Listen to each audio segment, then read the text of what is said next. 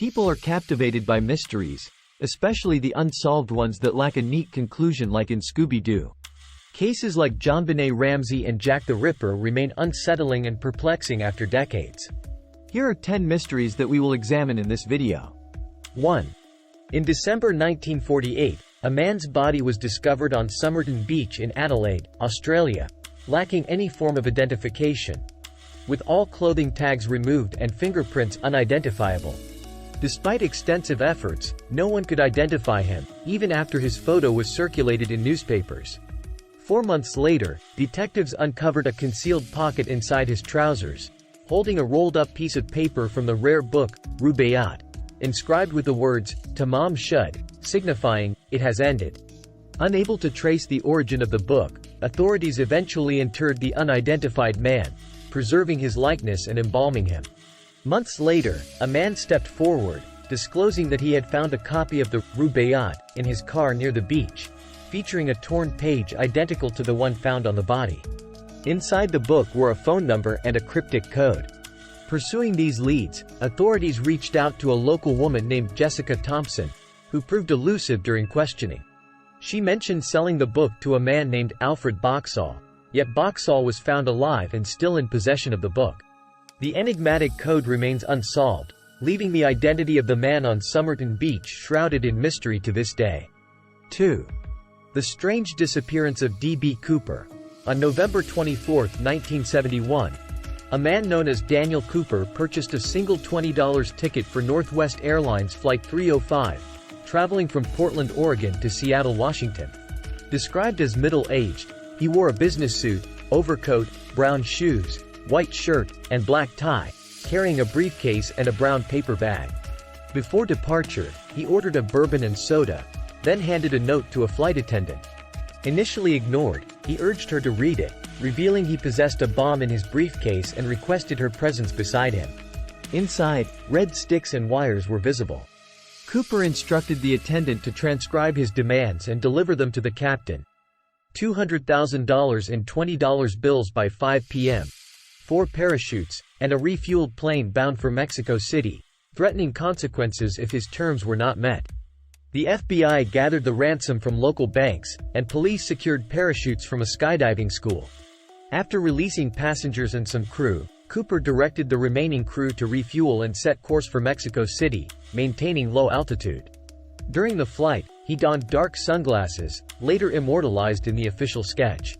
Around 8 p.m., between Seattle and Reno, Nevada, Cooper parachuted from the plane with 2 parachutes and the money, disappearing without a trace. Despite extensive efforts, his identity and fate remain unknown, marking one of the most enduring cold cases in FBI and U.S. history. 3. The disturbing death of Elisa Lam. On January 26, 2013, 21-year-old Canadian tourist Elisa Lam checked into the Cecil Hotel situated in downtown Los Angeles. Her failure to check out by February 1, coupled with no communication with her parents, prompted the Los Angeles Police Department's involvement. On February 19, 18 days after her last sighting, Lam's unclothed body was discovered floating in a water tank atop the Cecil Hotel's roof. The grim discovery arose from guest complaints about inadequate water pressure, with some even reporting discolored and foul-tasting water.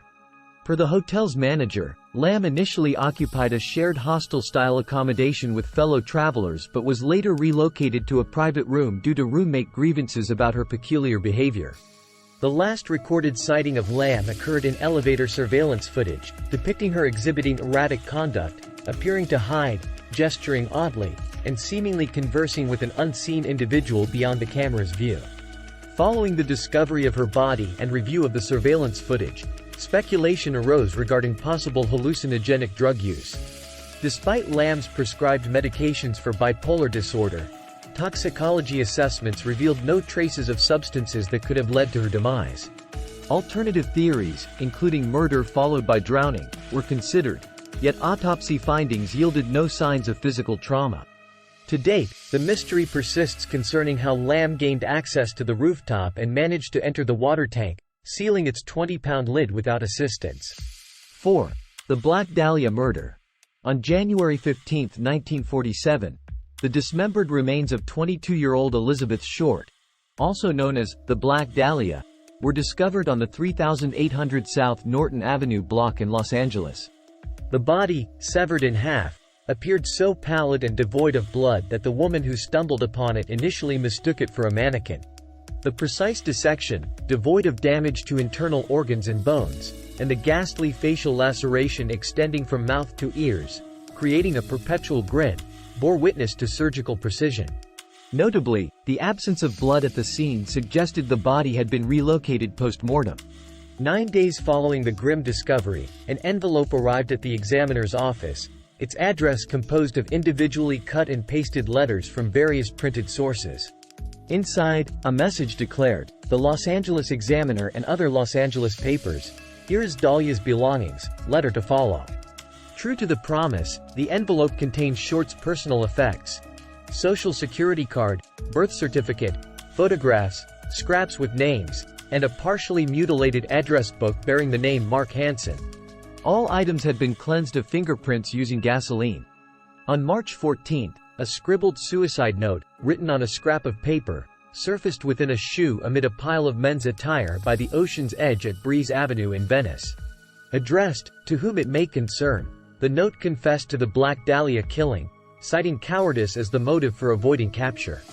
However, the clothing, including a blue herringbone tweed coat and trousers, a brown and white shirt, white jockey shorts, tan socks, and size 8 tan moccasin shoes, offered no clues to the owner's identity. Despite numerous suspects and exhaustive investigations, authorities have failed to unmask the perpetrator of the Black Dahlia murder, leaving the case unresolved for over 70 years. 5. Wall Street bombing of 1920.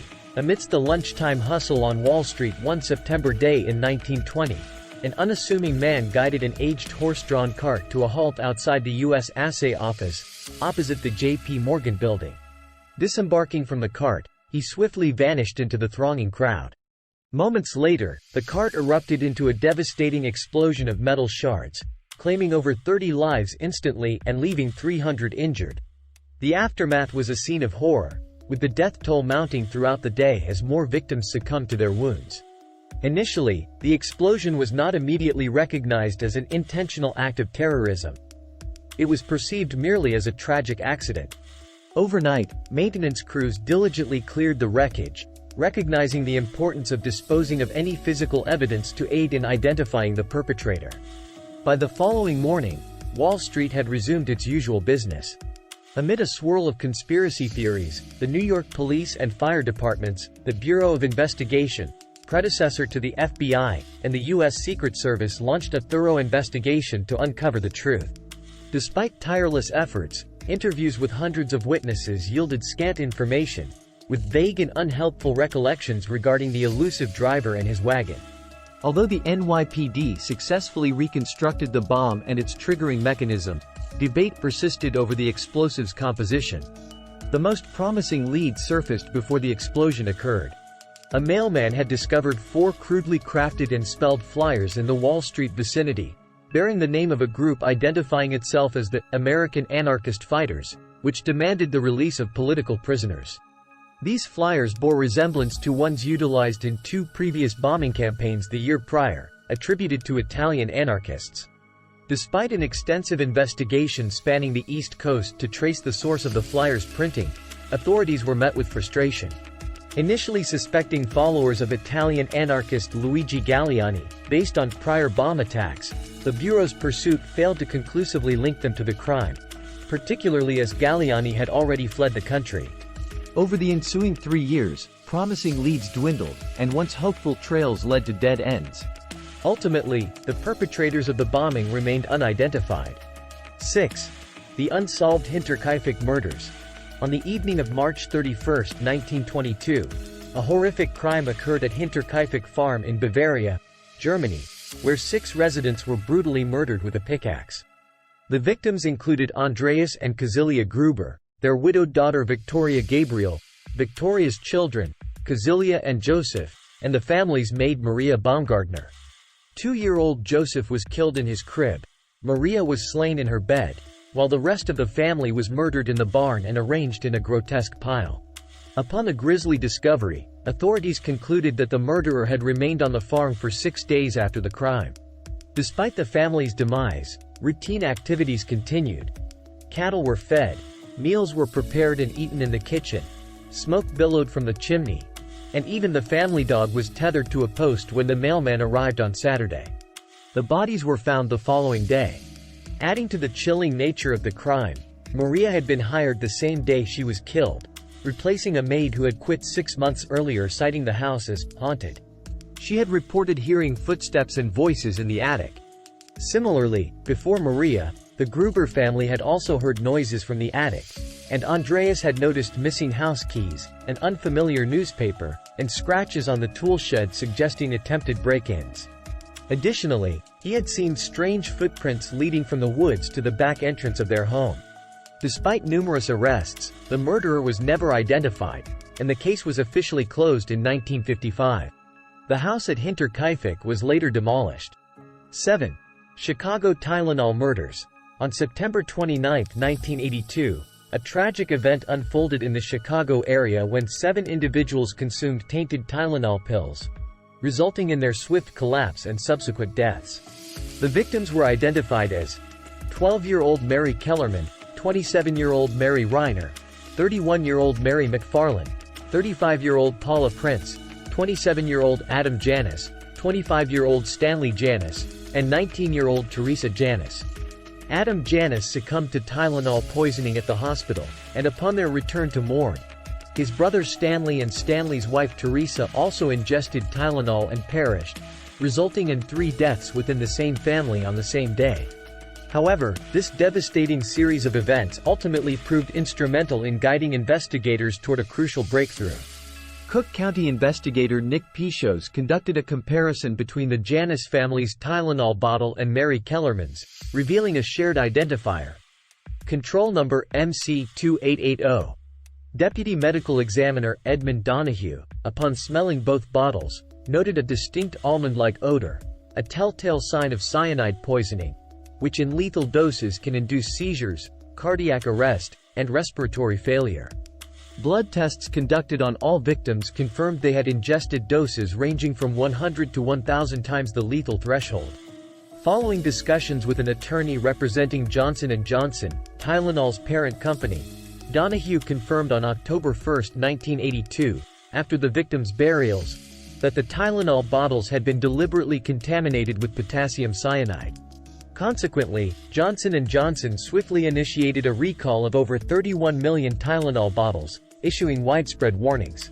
They also offered replacements for recalled bottles and a $100,000 reward for any information leading to the perpetrator's apprehension.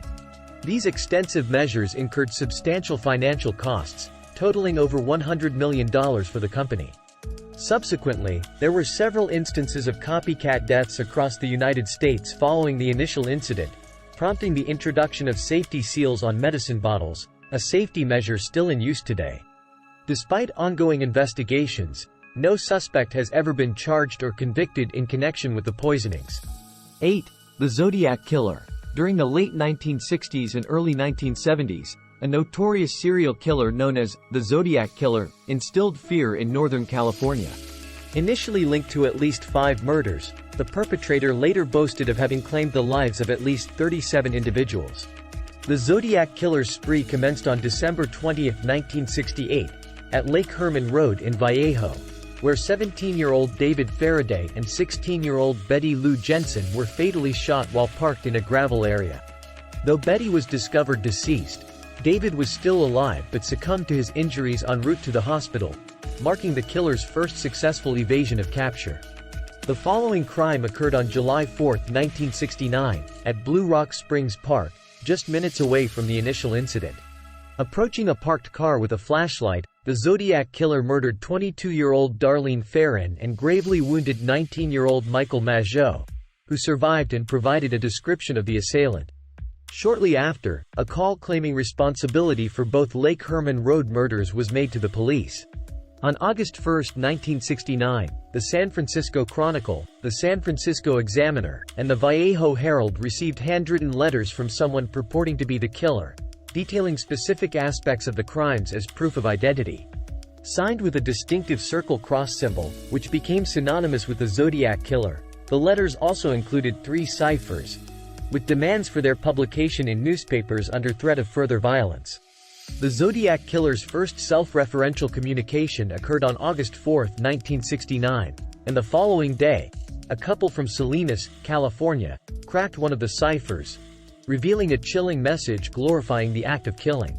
Despite claiming additional victims and sowing nationwide panic, the Zodiac Killer's final known communication came on January 29, 1974, boasting of a body count of 37 against law enforcement's 0. To this day, the true identity of the killer remains elusive. 9. The case of JonBenet Ramsey. On December 26, 1996, in Boulder, Colorado, Patsy Ramsey reported discovering a ransom note for her 6-year-old daughter JonBenet Ramsey on the back staircase within the Ramsey residence, prompting her to contact the police at 5:52 a.m. to report JonBenet missing. Present in the house were John Ramsey, JonBenet's father, Patsy Ramsey, her mother, and her brother Burke. Remarkably, less than 8 hours later, JonBenet's lifeless body was discovered inside the home, specifically in the utility room located in the basement. She was found by John, with duct tape covering her mouth and a smooth cord encircling her neck. Upon police arrival, concerns were raised regarding potential compromise of the crime scene due to multiple individuals arriving at the premises. Additionally, law enforcement mentioned that they refrained from conducting a thorough search of the house following Patsy's initial call, as there was no indication at that time that JonBenet was within the residence. At the time of her tragic demise, JonBenet was renowned as a child beauty pageant sensation, having secured victory in numerous prestigious competitions. Her death was officially deemed a homicide, with the autopsy revealing the cause of death as asphyxia by strangulation associated with craniocerebral trauma. Given JonBenet's prominence in the beauty pageant circuit and her mother's former beauty queen status, the case garnered significant nationwide attention from both the public and the media. Presently, the crime remains unsolved, with the investigation ongoing under the jurisdiction of the Boulder Police Department. 10. Jack the Ripper. In the misty, dimly lit streets of the East End of London, famously known as the Whitechapel district, resided a serial killer who would etch his name into history as Jack the Ripper. Despite the area's reputation for violence and crime, the series of murders attributed to Jack the Ripper instilled unparalleled terror in the public. He was characterized as a deranged individual with no discernible motive. While his most notorious killings targeted 5 women, referred to as the Canonical Five, numerous theories propose that he may have been responsible for the deaths of up to 11 women. All of the victims among the Canonical Five were prostitutes, a common occupation for women in the Whitechapel district struggling to make ends meet. These 5 murders occurred within close proximity to each other, spanning from August 7 to September 10, 1888. Additionally, several other homicides around that period have been scrutinized as potential works of Leather Apron, another alias attributed to the murderer. The killer purportedly sent a series of letters to the London Metropolitan Police Service, commonly known as Scotland Yard, taunting officers about his grisly deeds and hinting at future atrocities. The moniker, Jack the Ripper, originated from a letter, famously referred to as the "From Hell" letter, which was circulated during the time of the attacks. Despite numerous investigations and claims of definitive evidence regarding the identity of the savage murderer, their true name and motive remain elusive to this day. In short, mysteries persist as intriguing puzzles that captivate our imagination and challenge our understanding.